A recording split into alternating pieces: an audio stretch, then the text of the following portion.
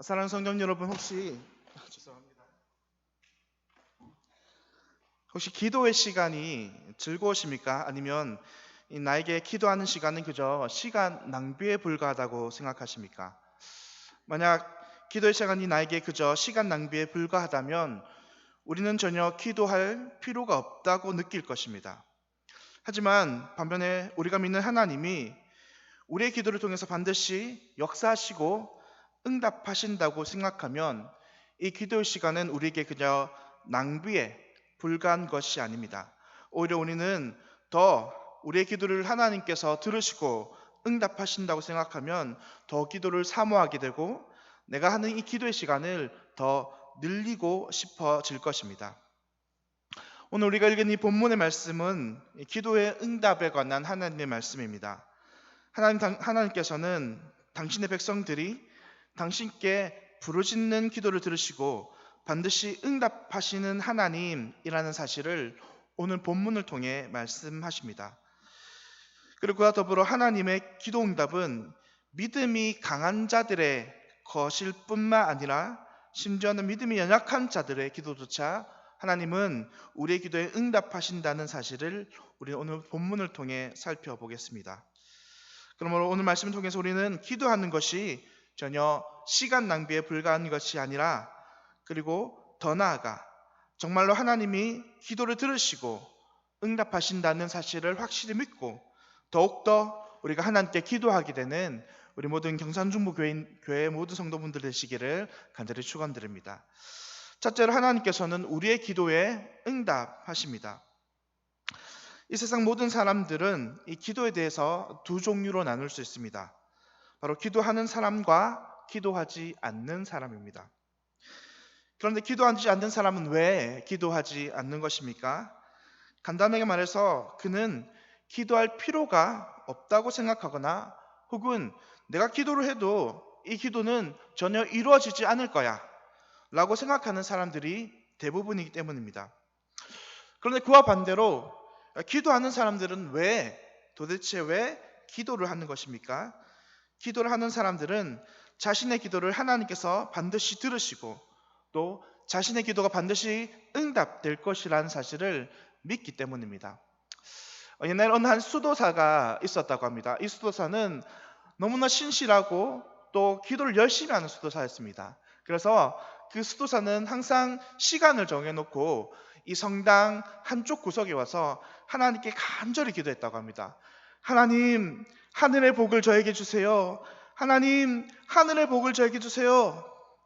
항상 매일마다 간절히 기도하는 이 수도사의 모습을 보고 그 동네에 있던 어느 꼬마 아이가 이 수도사를 조금 놀리고 싶었는지 장난기가 들은 모양입니다. 하나는 이 수도사가 기도하는 그 시간, 그 장소에 몰래 숨어들었다고 합니다. 그리고 이 수도사가 와서 기도하기만을 기다렸다고 합니다. 아니나 다를까 또 그 시간, 그 장소가 돼서 이 수도사가 와가지고 또 하나님께 간절히 기도했습니다. 하나님, 저에게 복을 주세요. 하나님, 저에게 간절히 복을 주세요. 그런데 그때 이 천정에 숨어있던 이 꼬마가 목소리를 나직히 깔고 이렇게 말하는 겁니다. 내가 네 기도를 들었다. 내가 내게 복을 주마. 그런데 이 수도사는 어떻게 되는지 아십니까? 심장마비를 일으켜서 그 자리에서 바로 죽었다고 합니다. 사랑하는 성도 여러분, 기도하실 때에 정말 이 기도가 응답되리라는 사실을 우리는 확실히 믿고 기도합니까? 오늘 우리 본문 말씀을 살펴보면 하나님께서는 반드시 기도에 응답하신 분이라는 사실을 우리는 살펴볼 수 있습니다. 오늘 초대교회, 오늘 본문에 나오는 주요 기도하는 사람들은 바로 초대교회 예루살렘 성도들입니다. 그런데 사실 이들은 기도하지 않고 기도의 능력을 믿지 않고는 살아갈 수 없는 자들이었습니다. 왜냐하면 이 초대교회 성도들은 그들이 살아가던 당시 이 분봉왕, 이스라엘의 분봉왕이었던 헤롯이 이 예수님을 믿는 사람들을 박해하는 상황이었기 때문입니다. 그도 그럴 것이 원래 이 헤롯 가문은 에돔의 사람들이었다고 합니다. 정통 유대인들이 아니었기 때문에 자신들은 끊임없이 이 유대인들에게 환심을 사야 했고 그 첫 번째 타깃이 바로 야고보 사도였습니다. 오늘 본문 1절부터 나오는 야고보 사도가 헤롯 대왕에게 어느 날 잡히고 그 야고보 사도가 죽임을 당합니다. 그런데 그렇게 야고보 사도가 죽임을 당하자 많은 유대인들이 너무나 기뻐하며 열렬히 헤롯의 이 정책을 환영했던 것입니다. 헤롯 대왕은 신이 나서 이번에는 이 예루살렘 교회의 수장이라고 할 수 있는 베드로 사도를 이번에는 잡아들입니다. 그리고 이 베드로 사도를 죽이려고 하니까 오늘 본문에 보면 뭐라고 말하냐면 이때는 무교절이더라. 무교절에는 사람을 죽일 수 없으니까 헤롯은 이 무교절이 끝나기, 다시 말해서 유월절이 끝나기만을 간절히 기다리고 있었던 상황입니다. 상황이 이렇게 되자 예루살렘 교회 성도들은 정말 간절히 하나님 앞에 기도하기 시작합니다. 하나님, 우리 베드로 사도를 살려주세요. 우리 새 베드로 사도를 구해주세요. 사도행전 12장 5절의 말씀입니다. 이에 베드로는 옥에 갇혔고 교회는 그를 위하여 간절히 하나님께 기도하더라. 예루살렘 교회가 정말로 베드로를 위해서 간절히 기도했던 모양입니다. 오늘 성경 본문에서조차 이 예루살렘 교회가 베드로를 위해서 하나님께 간절히 기도하더라라고 말하고 있기 때문입니다. 여러분, 과연 어떻게 됐을까요? 베드로 사도는 구원받을 수 있었을까요? 베드로 사도는 옥에서 나올 수 있었을까요? 네, 하나님께서는 이 예루살렘 교회가 하는 기도를 들으셨습니다. 그리고 그 응답으로 천사를 베드로에게 보내셨습니다. 감옥에서 코를 골골 골며 깊이 잠에 빠진 이 베드로 성도를 천사가 와서 흔들어 깨우고는 그를 데리고 옥문 밖으로 그리고 성 밖으로 무사히 꺼내주었습니다. 정신을 차린 베드로는 그제서야 자신이 이 무서운 헤롯 대왕의 성 안에서 구원받았음을 알게 된 것입니다. 성도 여러분, 이처럼 하나님께서는 오늘 말씀을 통해서 하나님의 백성들의 기도를 들으시고 응답하신다는 사실을 우리는 알 수 있습니다. 그런데 단순히 오늘 본문의 사건뿐만 아니라 우리는 성경을 여러 군데 살펴보면 하나님께서 그분을 향한 기도에 응답하신다는 사실을 우리는 살펴볼 수 있습니다. 가장 대표적으로 예수님께서 이 베다니에 나사로를 살린 사건이 있습니다.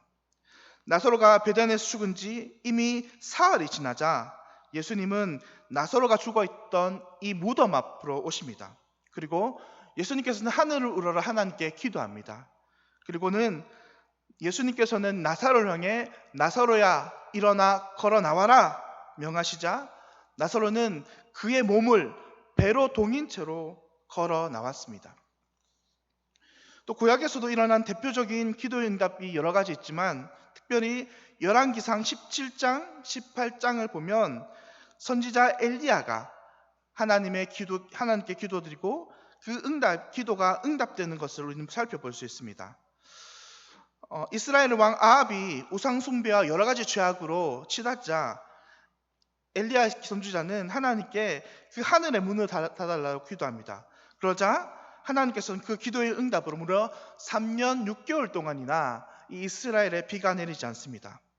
그리고 또 3년 6개월이 지난 다음에 이번에는 또 엘리야 선지자가 하나님께 간절히 하나님 비를 내려 주십시오라고 기도하자 하나님께서는 또 거짓말처럼 그 땅 가운데 비를 내려 주시는 그런 기도의 응답이 일어납니다.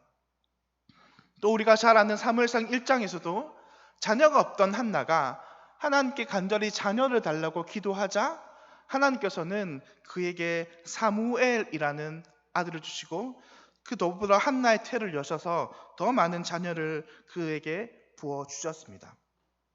우리처럼 성경에서는 하나님께 기도하면 하나님 반드시 그 기도에 응답하시는 분이라는 사실을 우리는 알 수 있습니다. 성도 여러분, 그러므로 우리는 하나님께 기도하는 사람들이 되어야 합니다.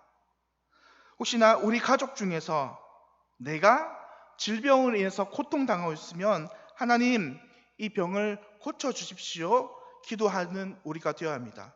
또 우리 가정이나 우리의 자녀가 문제가 있다면 우리는 그것을 위해서도 기도해야 되고 또 여러 가지 금전적으로 또 여러 가지 경제적으로 어렵다면 혹은 우리 가족 가운데 믿지 않는 사람들이 있다면 그 사람을 위해서 하나님 저 사람이 저 가족이, 아버지가 어머니가 하나님 믿도록 도와주십시오 라고 간절히 기도해야 합니다.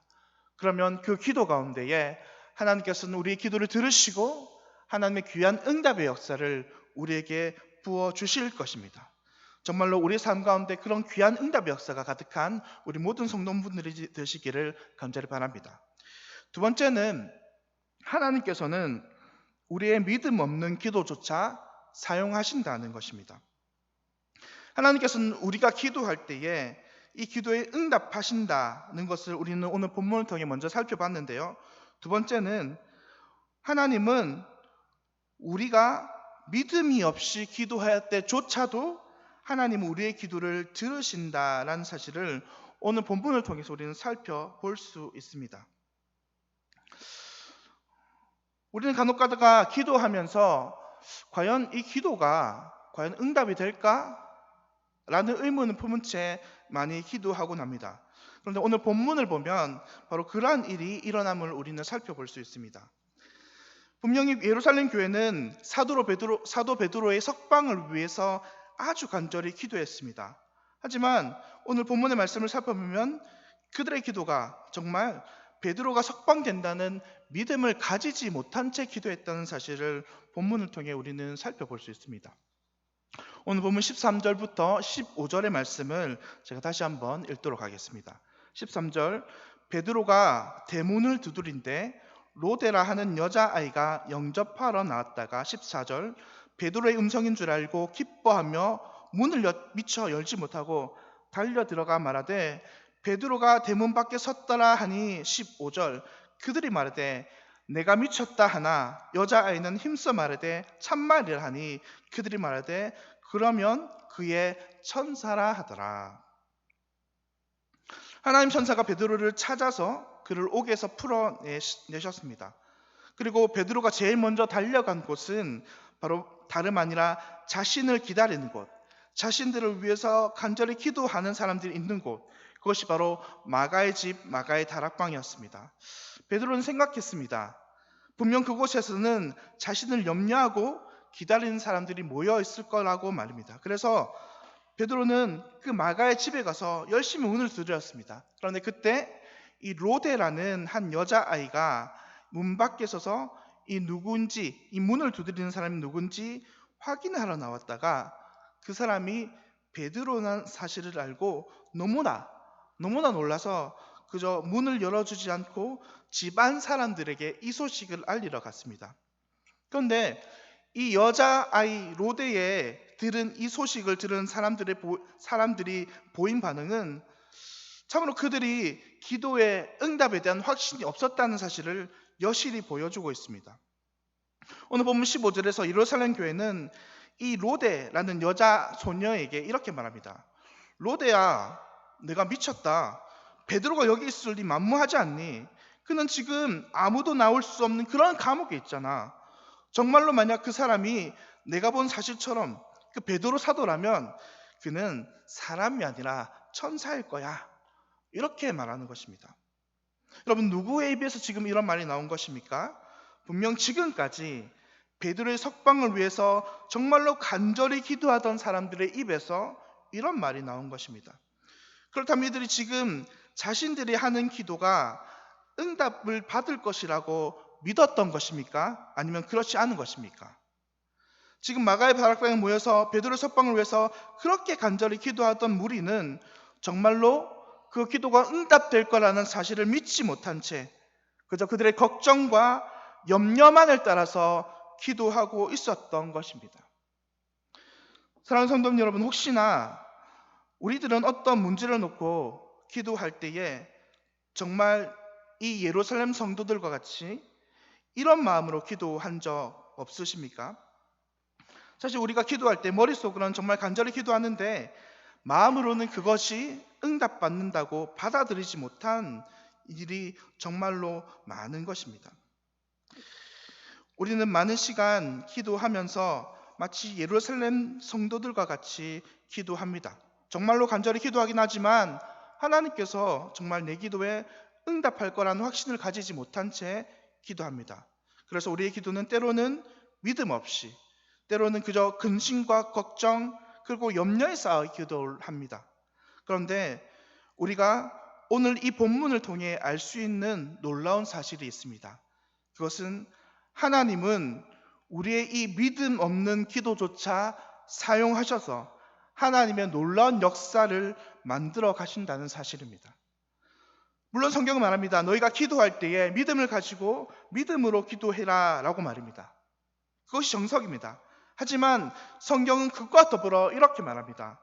너희가 서로 확실한 믿음이 없을지라도 너희가 그럴 때라도 기도하면 하나님이 너희들의 그런 기도를 들으시고 귀한 응답의 역사를 일으키실 거라고 말합니다. 이처럼 하나님은 때로는 우리가 정말로 부족하고 연약한 믿음이라도 그 기도를 사용하여 하셔서 우리를 일하시게 하고 우리에게 응답 주시는 분이심을 우리는 알 수 있습니다. 창세기 19장에서 20장의 말씀을 보면 여전히 믿음 없는 아브라함과 사라를 만날 수 있습니다. 창세기 12장부터 하나님께서는 줄곧 아브라함에게 내가 너를 통해 큰 민족을 이루게 하리라 라고 말씀하셨지만 아브라함과 사라는 여전히 그 말씀을 믿지 못했습니다. 그래서 아브라함과 사라가 99세와 89세 때 하나님께서는 다시 한번 그에게 나타나셔서 너가 내년 이맘때쯤에는 아들을 낳을 거야 라고 말하지만 여전히 아브라함과 사라는 비식 웃고 맙니다. 아브라함은 이렇게 말하는 거죠. 하나님, 지금 제 나이가 99세입니다. 사라도 역시 이렇게 말합니다. 하나님, 지금 제 나이가 89세입니다. 여자로서는 생식 기능이 완전히 끝나버렸습니다. 제가 어떻게 아들을 낳을 수 있겠습니까? 하지만 하나님께서는 그런 그들의 연약한 믿음에도 불구하고 그들을 정말로 하나님의 놀라운 역사를 경험하도록 만들어 주셨습니다. 사랑하는 성도님 여러분, 우리가 기도할 때 때로는 하나님의 확실한 응답을 믿지 못하고 기도할 때가 있습니다. 또 때로는 내가 생각하기에 내가 정말로 하나님 앞에 심각한 죄를 범하여서 내가 하나님 앞에 도저히 기도할 수조차 없다고 여길 때도 있습니다. 그리고 어떨 때는 내가 기도하고 싶지 않은데 그저 억지로 기도해야 될 때가 있고 또 어쨌든 우리가 그저 걱정과 근심, 염려에 쌓여 심지어는 절망에 쌓여서 기도할 때가 있습니다.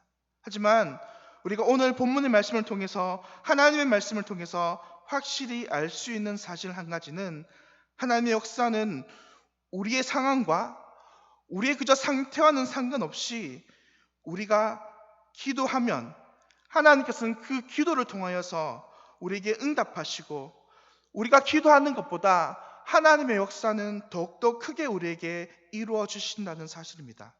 아니 하나님은 어쩌면 우리가 하나님께 기도하는 신용만 하더라도 그 신용조차 사랑하시고 우리를 기뻐하실 수 있다는 것입니다. 사랑하는 성도님 여러분, 바라기는 우리가 앞으로 이 좋은 하나님, 우리가 기도하는 신용조차 하더라도 기뻐하시며 우리의 기도의 신용을 사용하시는 응답의 역사를 주시는 이 좋은 하나님께 우리의 때와 상황과 모든 환경에 상관없이 기도하는 우리가 되기를 바랍니다. 그러면 하나님께서는 그 언제라도 그렇게 기도하는 우리를 들으시고 보시고 사용해 주실 것입니다.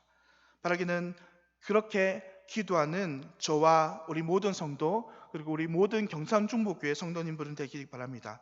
그리하여 하나님의 크신 응답의 역사가 저와 여기 모인 모든 성도분들에게 언제나 항상 일어나기를 예수님의 이름으로 간절히 소망드립니다. 이 시간 우리